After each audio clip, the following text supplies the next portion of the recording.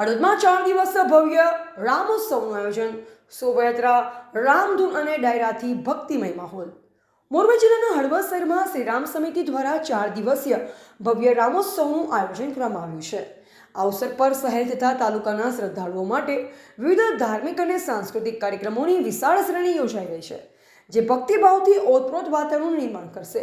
રામોત્સવ દરમિયાન ભવ્ય શોભાયાત્રાનું આયોજન કરવામાં આવ્યું, જેમાં મોટી સંખ્યામાં ભક્તજનો ભાગ લેશે। આ શોભાયાત્રા શહેરના મુખ્ય માર્ગ પરથી પસાર થઈ ધાર્મિક ઉત્સાહ અને એકતાનો સંદેશ પ્રસરાવશે। કાર્યક્રમની વિશેષતા તરીકે લોકપ્રિય કલાકાર દેવાયત ખબર દ્વારા ડાયરો યોજાશે, જે ભક્તો માટે વિશેષ આકર્ષણ બની રહેશે। ઉપરાંત સખી મંડળ દ્વારા રામધૂન તેમજ અન્ય ધાર્મિક કાર્યક્રમોનું આયોજન પણ કરવામાં આવ્યું છે, જે સમગ્ર વાતાવરણને ભક્તિમય બનાવશે। શ્રી રામ સમિતિ દ્વારા તમામ શ્રદ્ધાળુઓને આ ભવ્ય રામોત્સવમાં સહભાગી થવા હાર્દિક આમંત્રણ પાઠવવામાં આવ્યું છે। કાર્યક્રમને સફળ બનાવવા માટે તમામ તૈયારીઓ પૂર્ણ કરવામાં આવી હોવાનું સમિતિએ જણાવ્યું છે। જય શ્રી રામ।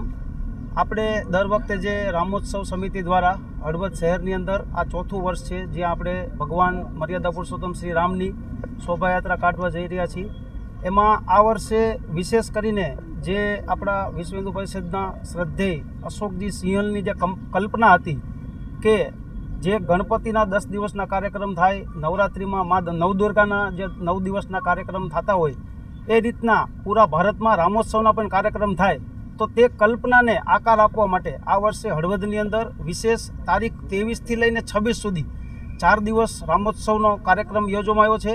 જેની તમને ટૂંકમાં માહિતી આપું તો તારીખ 23/3/2026ના રોજ સાંજે 5 કલાકે હળવદ તાલુકાના 51 ગામમાંથી લોકો હળવદ એમના પ્રતિનિધિઓ સાથે 10-15 લોકો વાહન સાથે આવશે અને વૈજનાથ મહાદેવ મંદિરમાં અહીં આપણે રામ દરબાર, જે અત્યારે અયોધ્યામાં ઉપરના માળે જે ભગવાન શ્રી રામનો રામ દરબાર વિરાજમાન થયો, તેની પ્રતિકૃતિ આપણે રામ દરબારની જે મંદિર ટાઈપ 5 ફૂટની હાઇટ, 6 ફૂટ એની પહોળાઈ તથા 27 એની ઊંડાઈ છે, તેવી પ્રતિકૃતિ આપણે 51 ગામના લોકોને આપશું અને તેઓ આ પ્રતિકૃતિ એમના વાહનોમાં લઈ જઈ વાજતે ગાજતે તેમના ગામની અંદર જે આ આપણી કલ્પના હતી તે કલ્પના સાકાર થાય એ રીતના તેઓ 3 દિવસ એમના ગામમાં પણ તેનું પૂજન અર્ચન કરશે અને 26મી તારીખે તેઓ પણ રામોત્સવની ઉજવણી કરશે।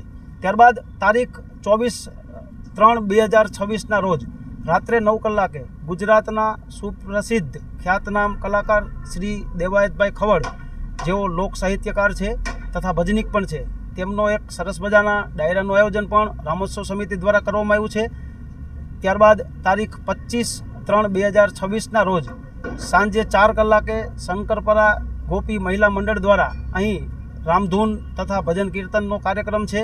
તારીખ 26ના રોજ આપણા અધ્યક્ષે આપી તે માહિતી મુજબ લક્ષ્મીનારાયણ ચોકથી સાંજે 4:30 કલાકે યાત્રા પ્રસ્થાન કરશે તથા તે યાત્રા માર્ગ ઉપર થઈ દરબાર નાકા, સરા નાકા, પરશુરામ મંદિર થઈ તે યાત્રા વૈજનાથ મહાદેવ મંદિરે સમાપન થશે। અને વિશેષમાં અહીં આપણે જે સ્ટેજ બનાવી છે તે સ્ટેજની અંદર એક મંદિર, ટેમ્પરરી મંદિરનું નિર્માણ થશે તથા તેની બાજુમાં સબરીજી, કેવડજી, ઉડતા હનુમાનજી તેવું એક સરસ મજાનું સ્ટેજ બનાવવામાં આવશે। ત્યાં ભાવિ ભક્તો દર્શનનો લાભ લઈ શકશે તથા રોજ સવારે 9 કલાકે તથા સાંજે 7:45 કલાકે બંને ટાઈમ 23થી 26 સુધી મહાઆરતીનો કાર્યક્રમ થશે।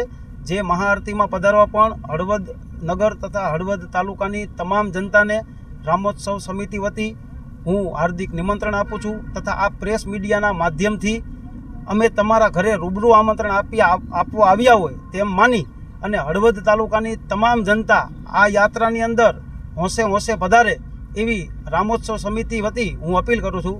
અસ્તુ ભારત માતા કી જય। જય શ્રી રામ। રિપોર્ટર પિત્રોડા સંગીતા એ મોરબી।